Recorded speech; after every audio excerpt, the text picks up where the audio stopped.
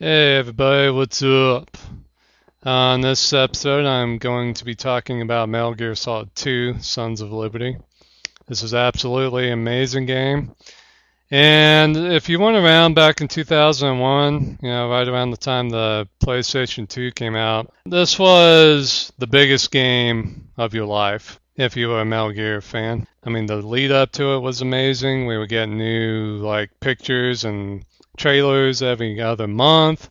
I mean, it was just, I didn't experience anything like this until Halo 2's build up.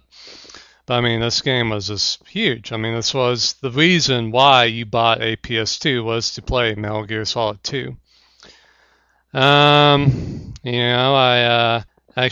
bought it at Toys R Us because the Toys R Us was near my house, and actually at the time, Toys R Us was actually a pretty good video game seller. They had a lot of sales and stuff, and really good selection. I actually bought a lot of good games at Toys R Us. Yeah, I think I fucking bought Final Fantasy X, Unimusha, Silent Hill, The Thing. I bought all kinds of great games from Toys R Us. So that was definitely the go-to place back in 2001 and 2002. But anywho, I remember looking around at all the games and I was like, where the hell is Metal Gear Solid 2? So I asked the guy, hey, do you guys have Metal Gear Solid 2? He's like, yeah, it's in the back. I was like, why is it in the back? This game should be like on a pedestal out front. He's like, all right, let me go and get it. So I'm like waiting there, do. He brings it out, hands it to me, and I see the cover, and I'm like, let's fucking do this. I mean, it was just an amazing, amazing cover. It's probably my favorite video game cover. I mean, it's just really, really badass.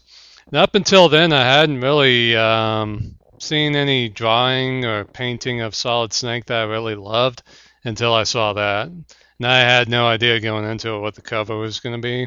So when I saw that, I was like, all right, we're doing this. So I took it home, popped it in, and the opening cutscene is, opening intro is amazing. And then the biggest surprise in video game history happens. And I'm sure everyone who was playing it back then had the same question, who the hell is that guy?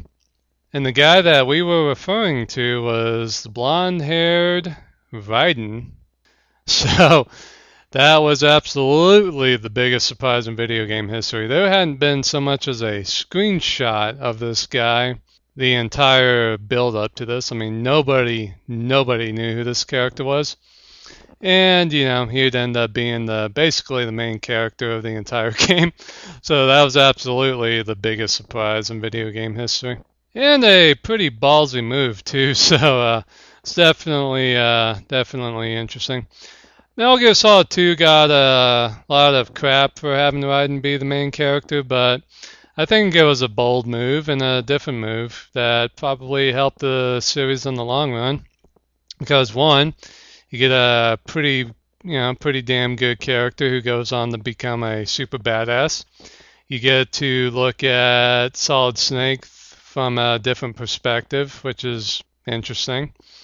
And it kind of breaks up the monotony of playing as, Solid Snake and Big Boss, because basically they're kind of the same character as far as gameplay goes.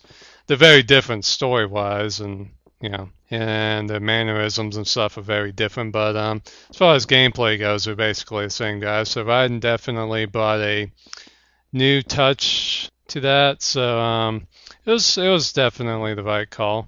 And I found it pretty funny that when Metal Gear Solid 4 came out, everybody was pissed off. What? We didn't get to play as Raiden? Damn it. Because Raiden's super awesome in that one, as you'll see if you play the game and check out my episode on that one.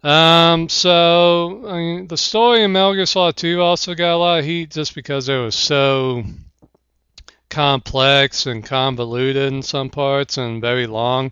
There are definitely moments where you are setting your controller down for 20 minutes, which back in it was this 2001 was unheard of. I mean, it happens quite a bit nowadays with RPGs and stuff. So, but yeah, back in 2001, this was pretty crazy how much story and script and stuff there was in this.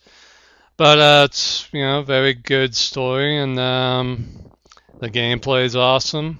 I mean, they used the same gameplay engine and stuff for the Metal Gear Solid remake Twin Snakes 3 years later. So yeah, and the graphics are absolutely amazing. I mean, I guess the only other games to compare it to, I mean, 2001 was a great fucking gaming year, maybe the best gaming year of all time. I mean, you had Silent Hill 2 come out, Final Fantasy X, Devil May Cry, Unimusha, Halo Combat Evolved.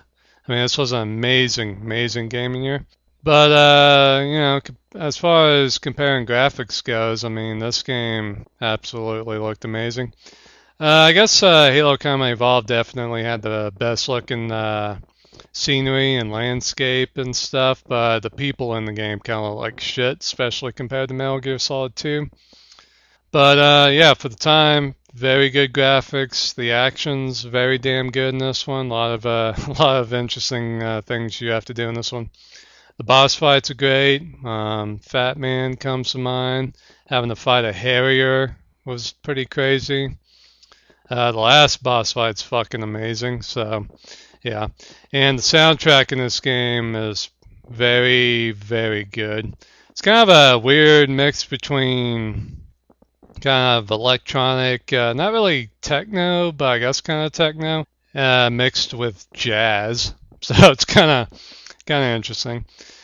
So the game is just absolutely great. It's got the biggest surprise in video game history, and of course the ending after the. Oh yeah, that's another thing. If you ever play a Metal Gear game, watch all the credits because there's always another like cutscene or conversation or whatever at the end of the credits.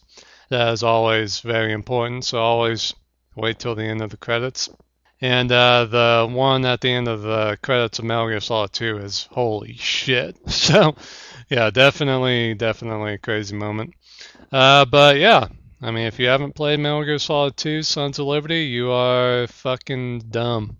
So you've got to check this game out if you haven't played it. And if you have played it, maybe it's been a couple of years, so definitely go back and check it out. It still holds up, and it's still an absolutely great game.